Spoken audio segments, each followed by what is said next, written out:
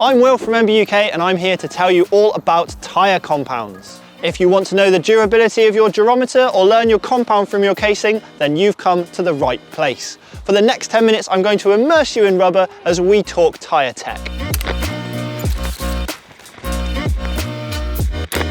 Tyres are one of the most important components on your mountain bike, but navigating all of the options out there can be a minefield. The weight, rolling resistance, and most critically grip of your tyres can massively influence the way your bike rides. As a result, it's really important to choose the right boots for your steed in order to extract maximum enjoyment and performance from your riding. Broadly speaking, heavier duty rubber and softer compounds are used for downhill, with lighter, skinnier tyres and harder compounds on the XC and downcountry end of the spectrum. But don't worry, I'll be going into much more detail over the course of this video to ensure that you end up with the right rubber for your bike. Before that though, a quick shout out to Pirelli for sponsoring this video and sending some fresh rubber for me to razz about on. Where to begin? Well, first, let's delve into the construction of a typical mountain bike tyre. The word tyre is derived from the word attire, as the metal or rubber strip which made up the tyres of old was worn by the wheel, providing wear resistance and hopefully grip. John Boyd Dunlop popularised the pneumatic tyre in 1888. The extra grip and comfort from tyres filled with air was massively beneficial to bicycle riders compared to the solid rubber of early tyres. Tyres are made from woven strands of fabric which make up the carcass. Melted into this carcass is rubber, which is what makes tyres hard wearing and generates friction between the wheel and the floor. Modern tyres are made from a mix of natural rubber from trees and synthetic rubber from hydrocarbon chains found in crude oil. The rubber then has to be vulcanized to define the compound. Vulcanization is the process of using chemicals to cure the rubber, forming cross-links between sections of polymer chain to irreversibly characterize its structure. The hardness or softness of a compound is defined as its durometer. Bike tyres tend to be measured on the Shore A scale, with 0 being the softest and 100 being the hardest. Most mountain bike tyres sit between 40 and 60 durometer on the Shore A scale. Below these numbers would not have enough longevity to be useful for more than one ride or so, and above 60 the rubber would generally be too hard to provide enough useful traction. Broadly speaking, harder compound tyres last longer but provide less grip, and conversely, lower durometer, soft rubber provides more grip but wears out more quickly. Grip is great, right? So why shouldn't you just buy the softest tyres you can afford? Well, you shouldn't, because softer tyres also roll more slowly for reasons I'll come to later, whereas higher durometer tyres also roll faster. So it's all a compromise, with no one compound fits all solution. That's why tyre manufacturers go to great lengths to offer you a wide range of tyres to suit your needs, and why it's important to know more about tyre compounds. Now we're going to get into the detail, so let's dig a little deeper. Tyres offer grip in two basic ways: mechanical grip from the tread pattern digging into the ground, and chemical grip, which comes from the rubber interacting with the ground, so the trail, roots and rocks beneath your bike. Chemical grip is defined by the compound or chemistry of the rubber. The softer the rubber, the more chemical grip you get, and the reason that hard tyres feel sketchy on wet roots and rocks. Mechanical grip describes the way the tread pattern digs into the ground. Compound has little to do with it, but the way the tread blocks themselves move around can affect the mechanical grip, so the durometer of the rubber compound has an effect on this too. Tyre deformation also affects grip and feel of a tyre, so it might be useful to take a brief detour and mention that Carcass Construction has a noticeable impact on tyre feel as well as the compound. Carcass Construction can affect the weight, rolling resistance, damping, reliability and grip of a tyre. The fabric which makes up a tyre carcass is measured in threads per inch, or TPI. Mountain bike tyres tend to be either 60 TPI or 120 TPI. A lower TPI means thicker, stiffer, heavier threads, thus fewer per square inch.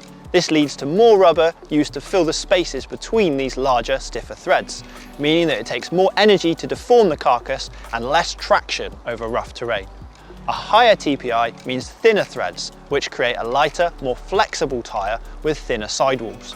The thinner, more compliant carcass equals more grip, as the tyre can deform around the ground. Some tyres have a dual ply construction, which means 2 layers of fabric are used in the carcass, creating a stiffer, heavier tyre with increased puncture resistance. Dual ply 60 TPI casings are the toughest and single-ply 120 TPI casings are the most compliant to the terrain, but have the least impact protection and sidewall support. Some companies even produce tyres with 170 TPI for elite racers. The increased flexibility also helps rolling resistance on rough ground. All this means that, as well as considering the tread pattern and compound type, casing construction is another area to pay close attention to if you want to get the most from your tyres. But back to the rubber. The tyre carcass itself and the individual tread blocks of the tyre deform and rebound when they hit the ground. So the energy is absorbed by the tyre and is converted into heat. The softer the rubber, the more energy the tyre absorbs and converts into heat, and therefore the slower the tyre rolls and the slower the tread blocks rebound. This is why soft compound tyres are often referred to as sticky rubber. On the flip side, they do typically offer more grip as the tyre stays in contact with the ground more as it rebounds more slowly after each impact. Phew! Still with me? As rubber tyres get hotter, the rubber becomes softer, and as they cool down, the rubber becomes harder. The faster you ride and the hotter the weather, the stickier the rubber gets, and the more chemical grip you will get from the rubber. This is why tyres are usually designed around an operating window. For mountain bike tyres, it's fairly easy for manufacturers to stick within a reasonable operating window, as very little heat is generated in the tyre, so the temperature of the rubber is dictated by the ambient temperature. Dual or even triple compound tyres combine one or more different durometers of rubber into one tyre, combining opposing characteristics and, in theory, enhancing performance. Construction methods are challenging and time-consuming, so multi-compound tyres usually come at a premium price point. There are two different methods of constructing a multi-compound tyre. The first is to use one durometer of rubber on the centre of the tyre. This is usually a harder compound, while the softer durometer rubber is used on the edges, which is the part only in contact with the ground when cornering or on off-camber terrain. The idea is that the part of the tyre which is in contact with the ground most often will roll faster and be more hard wearing, but the edges, which are used for cornering, can be made of a softer compound for increased grip. This gives the tyre a split personality, in theory both lasting longer and rolling faster, but still providing good traction in corners. However, in practice, this isn't always the case. More on that later. The other construction method for multi-compound tyres is to make the base of the rubber closest to the carcass in one durometer and the surface out of a different durometer of rubber. This will usually take the form of a harder durometer base and a softer rubber on the surface of the tyre. This firm foundation should minimise tread block deformation, which can cause the tyre to feel squirmy and lose its shape under load, but the softer compound on the surface of the tyre offers the increased chemical grip of the softer rubber. So what are the disadvantages of a multi-compound tyre? Well, in addition to the increased cost, multi-compound tyres can be hard for riders to get used to, with an increased variance in performance between when the tyre is upright and when it's cornering compared to a single compound tyre. If tyres are made with a hard compound base and a soft surface, the harder base will gradually become exposed as the tyre wears, meaning that the worn tyre will provide not only less mechanical grip than the new one, but also less chemical grip too. Now on to shear strength. So remember your rubber eraser at school. Did you ever rip one? It was easy, right? Well, that's because untreated rubber, which isn't intended to be used for high abrasion environments like tyres or shoes, has a low shear strength. In basic terms, shear strength is dictated by the hardness of the compound, where harder compounds are tougher and softer compounds are more easily ripped. However, since the invention of the rubber tyre, technology has progressed in leaps and bounds, and now there are various additives, such as lignin, which is used in the production of paper, which can be added to the rubber. This preserves the softness and chemical grip of the compound, as well as increasing the rubber's resistance to tearing. Clever stuff. So that's the tech. But what does it mean for you, the mountain biker, when you're shopping for the ultimate rubber for your trusty steed? Generally, you have 5 main things to consider. That's three, sir.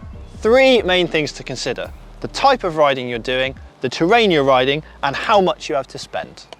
Thanks, Max. That's cool. I was like concentrating on so many different things then. Sick! That's the hardest bit done. I'm pleased with that.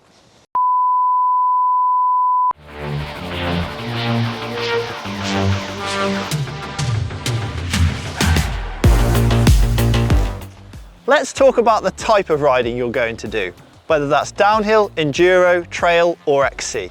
A typical downhill tyre has a very soft compound, measuring 40 to 42 durometer on the Shore A scale. This is the tyre to go for if you want ultimate grip in a one-run gravity format, like downhill racing. Downhill tyres should provide good puncture protection and slash protection, but many racers will sacrifice toughness to save on rolling mass, opting for lighter tyres to shave those valuable seconds.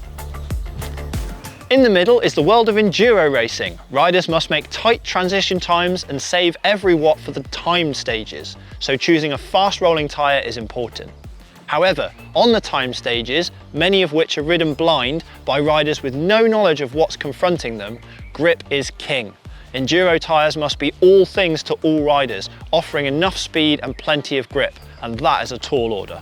Puncture protection is also paramount in enduro, so some riders use a heavier duty tyre, but others use a lighter tyre with a foam insert instead. There's no point in being the fastest rider on one stage with a light tyre, but then puncturing in the next one. To strike the balance between fast rolling and grip, enduro racers sometimes run a softer tyre up front and a harder tyre on the rear. Dual compounds are also commonplace as they can help riders roll faster on the pedally transition stages, but offer increased cornering grip over single compound hard tyres. Thanks to their motors, e-bike riders don't need to be too concerned with rolling resistance when climbing. But e-bike tyres must be tough, as the power from modern e-bikes can literally rip the knobs off soft tyres. Tyre manufacturers are doing increasingly clever things to boost the shear strength of the rubber, by treating it so that it can provide the chemical grip of soft rubber but increase the tear resistance. Using a dual compound construction can also be a way to increase cornering grip on the rear tyre, by reducing wear on the centre portion where all the e-watts are deployed. Bike park shredders who want hard wearing tyres which last a season of uplifted action might want to sacrifice the grip from soft compound tyres for the hard wearing nature of high durometer rubber, saving them money for beer and partying. Trail tyres will be lighter and less puncture proof than enduro tyres. Casings will be middleweight and compounds will tend to be around the 50A mark. Dual compounds can increase the wear resistance of the centre portion of the tyre for riders who will be covering high mileage. The hardest compound rubber is usually found on XC race bikes, where fast rolling characteristics are crucial for success at the expense of ultimate traction. While XC tyres still need some degree of puncture protection, low weight and fast rolling speed are paramount. As a result, XC tyres have fast rolling tread patterns for all but the muddiest and steepest races. They tend to use hard compounds of up to 60A and compliant casings to help minimise rolling resistance. In addition to considering which discipline you ride, it's worth considering the terrain where you usually ride. If the trails around you are predominantly dry granite, for example, you will probably want to choose a hard wearing tyre, sacrificing ultimate grip for the sandpaper-like surface of your home tracks. However, if you spend most of your time wrestling your bike over steep, muddy routes, a softer compound tyre may be worth the extra rolling resistance to take advantage of the extra chemical grip offered on the slippery terrain. Ambient temperature isn't a buying consideration for most riders. However, if you do live in an extremely cold climate, it could be worth considering a softer compound tyre for extra grip. You may even see winter or cold weather specific tyres appearing from manufacturers in the very near future. But what about price? Soft compound tyres needn't be more expensive than hard tyres. They provide more traction but wear out more quickly. Multi-compound tyres are more difficult and time-consuming to produce and usually come with a price premium. But that's not to say that dual compound tyres are always better for every application. All tyres are designed to give the maximum grip when new, but unless you're made of money, it's worth considering how effectively they will work once they're worn. Clearly, tyres will provide decreasing mechanical performance as the tread blocks lose their crisp edges and decrease in height.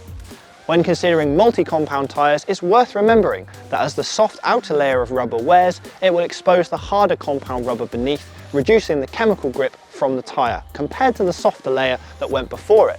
This means that when considering the level of grip provided by a worn tyre, it can be advantageous to select a single compound option if you're considering the lifetime of the tyre. A single compound tyre will deliver consistent chemical grip throughout its lifespan. So there you have it. Everything you need to know about tyre compounds, why single compound tyres aren't just the cheap option, and why softer isn't always better. If you enjoyed learning about MTB tech, please give this video a like and subscribe to BikeRadar for more great tech content. If you want to learn more about what pressure you should run your tyres at, please click the link in the description or here.